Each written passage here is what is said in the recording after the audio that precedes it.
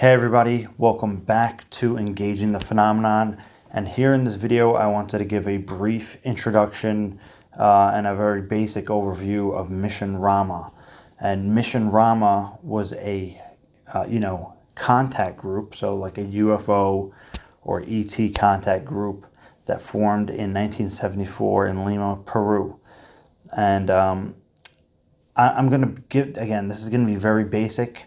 I could give a much longer and detailed explanation and kind of overview, but this video is simply to introduce people to Mission Rahma so they have a very basic idea of who Mission Rahma is, what they did, and their significance. Okay, so that being said, a primary resource I used for where I got some background information on this was the book The Invitation by Sixto Paz Wells. And that's going to be available probably on Amazon. I don't know if it's still available, but it was 10 years ago when I read it.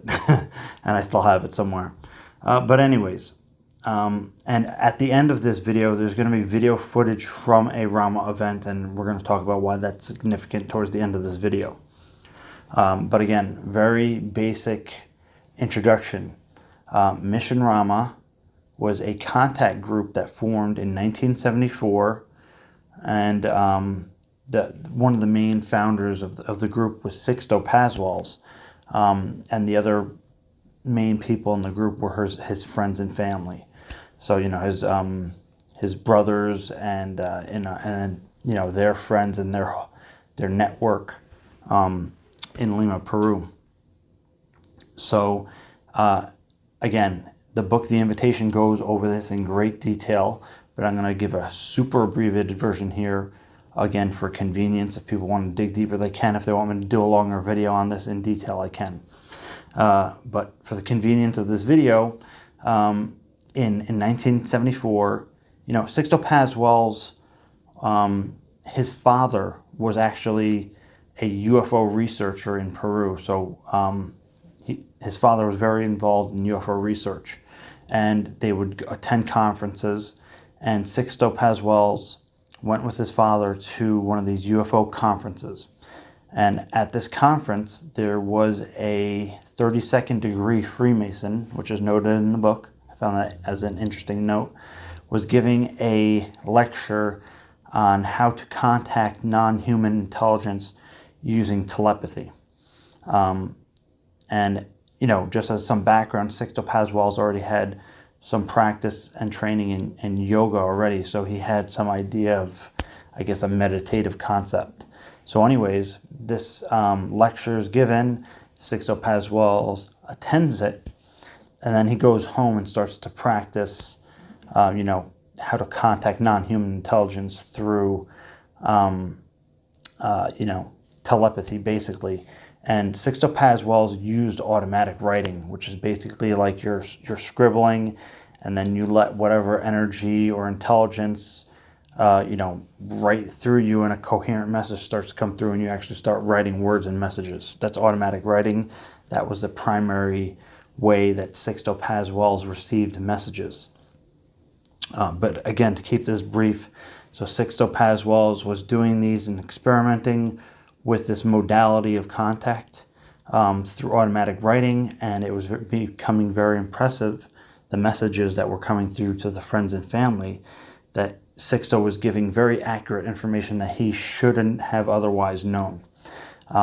So they want to test this intelligence that's allegedly, working through Sixto Paz Wells' automatic writing, and sure enough, the entity Oxal, could be pronouncing it incorrect, was saying he's basically an extraterrestrial, and if you want evidence or proof of this, show up at this location, Lima. I think it was believed in Lima, Peru, in the Chilca Desert.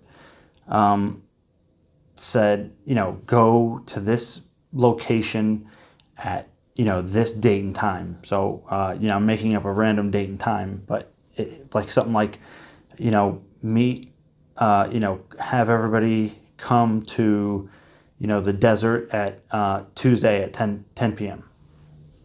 Again, I just made that example up for the, it's in the book, actually, the invitation. So the Sixto Paz Wells and his friends and family, I believe there's a small group at this time. They go out to the location that they're told to go at the time that they're told to go. And sure enough, there's a very dramatic contact event that takes place with a hamburger-shaped craft of light. And they all start to freak out because most of them didn't really know what to expect and probably didn't even expect that something like this was actually going to occur. So that's where Mission Rahma began. And Mission Rahma has used concentration exercises, mantras, chanting, I'd say different esoteric practices, meditation. So they're using these different kind of connection sequences. They're using meditation and all these different types of contact modalities into the Rama Protocol. And there's actually a whole body of work that you can look into the Rama Protocol, which I can go over at some other time, or you can ask somebody who's actually from Rama. Some of these people are still around. In my opinion, there's a lot of baggage with that, just like any of these contact groups, which is fine. It's just part of the stuff that goes on in human life. But the importance here is that Mission Rahma had devised protocols. They had created a procedure for making contact, and it worked in what they would call program sightings. So each group would have ideally like an antenna or one or two antennas, which were basically the main receivers or the intuitives of the group, who were the main people that would receive the messages. Other people in the group could receive messages, but the antenna of the group was kind of the predominant receiver, and they would be the ones that were basically tasked with receiving the message as to the date and time and location for these program sightings, which are really CE5s, the same thing basically, just in a different format.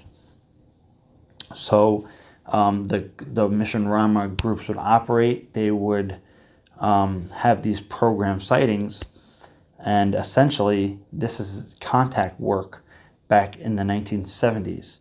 And Mission Rahma was very effective in producing these sightings. And again, the book by Sixto Paz Wells is called The Invitation, and I suggest that you read that to understand the entire context of that. And Mission Rahma was very effective in getting large groups of people to do the contact protocols and actually have contact and what they call program sightings. And with that, there were a number of instances where they were able to collect data or evidence or video for some of these contact events. And there were several occasions where Rama were able, and Sixto Paz Wells were able to get news media to come to their program sighting events, where they were told the location and the time of sighting was going to take place. And sure enough, the sightings occurred, and there were videos taken, which I'm going to show you here in a minute. And the videos were very remarkable. Again, you're going to see the videos here. Again, this is decades ago, and there's nothing that moves like that or operated like that. It's very clear that these are genuine UFO videos, and they were not random. These were contact events that were invited by the Mission Rahma group and facilitated by the UFO phenomenon, again, to where they were told the date and location to go, and everybody went there. There were tons of witnesses, and the local media recorded this video footage of a genuine CE5 or Rama contact event. De la capital, en pos de una experiencia increíble. Al cabo de poco más de una hora, comenzamos a internarnos en la quebrada de Santo Domingo de los Olleros. Finalmente, llegamos al escenario del encuentro. Se trata de una explanada desértica en medio de la quebrada. un paraje remoto y solitario, donde ahora se centran las crecientes expectativas de los hombres de prensa. Yo pienso que esta noche vamos a tener un gran acontecimiento aquí y lo vamos a disfrutar muchísimo. Creo que sí, creo que va a haber un fenómeno, creo que le van a responder los guías al Sixto y que todos nosotros nos vamos a beneficiar.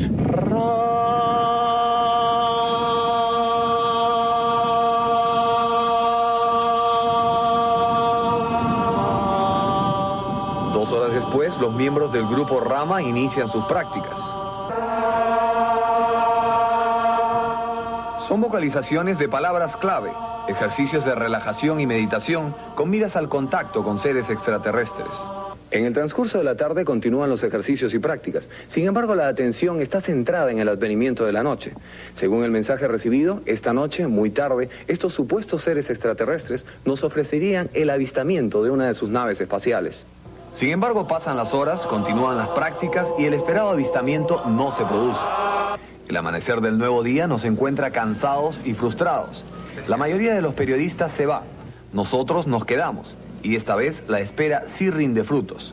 Nosotros vimos y un fotógrafo profesional captó esta luz que se desplazaba por sobre los cerros y que al día siguiente estaba en primera plana de un diario local. Lo noté bien cuando ya termina de llegar al extremo del cerro y se eleva. Este periodista argentino lo vio también. Avanza, desaparece y luego va descendiendo y después desaparece. Nuestro camarógrafo registró también luces de diversos colores y movimientos erráticos. Para Sixto Paz, una demostración de que el contacto existe. De que ese contacto está vigente y que el mensaje es real, un mensaje alternativo y de esperanza para este mundo. Venga, por favor, venga. Hágame caso y vamos allá, ¿ya? Por favor. Hacia allá, ve usted. Hermanita, por favor. Vamos a centrarnos en un lugar, ¿se dan cuenta?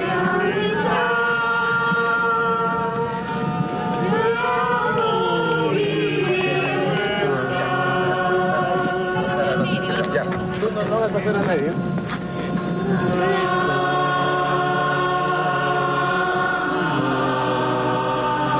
So again, that's many years ago. Nowadays, Rama has, just like a lot of these contact groups have splintered. I think Sixto Paz Wells is still doing his thing pretty much, but there's other groups that have branched out from Rama who do the Rama protocols. I think Enrique Villanueva, Ricardo Gonzalez, and probably many others still do the basis of what the Rama contact work or Mission Rahma was, probably in their own way. So I'm not sure too much what Mission Rahma's operations are nowadays, but that's almost beside the point for this video. This video is just a basic introduction into Mission Rahma. And again, my own opinion is that it eventually, or maybe from the very beginning, had almost like religious underpinnings, like a lot of the early contactee movements. And for me, that's like whatever. I think the important thing to state here in this video is that, again, back in 1974, a group of people were doing what we can consider now contact modalities, and they were having real deal, genuine UFO encounters using these contact modalities. And again, we know Dr. Stephen Greer came in 1990 and started doing this in his own way with the CE5 protocols.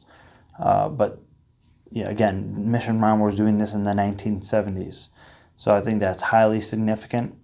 Again, at that time, for whatever reason, the UFO phenomenon cooperated fairly well with Mission Rahma in being able to get evidence for these encounters. Whereas I don't know if it's the same nowadays. You don't see a lot of great footage like there was from back in the 70s, 80s, and even the 90s and the early 2000s. So, and again, just as another side note is that, Rama, on top of their practices, also included like vegetarianism in part of their protocol as a way of like cleansing the mind and the body. And I guess there's probably more to it than that, but I would say that as a very kind of practical, pragmatic level. So again, this is just my very brief introduction into Mission Rahma. I've never been to a Mission Rahma event. I have a number of friends who've been to some of the different Rama events with Sixto Paz Wells, Ricardo Gonzalez, and Enrique Villanueva, which I guess we can consider very Rama-based contact events. But this is kind of my informal video on the basic beginnings of Mission Rahma. I hope you guys enjoyed it. Let me guys know what you think of the footage. I think it's very interesting footage. And we'll see you guys next time. Take care.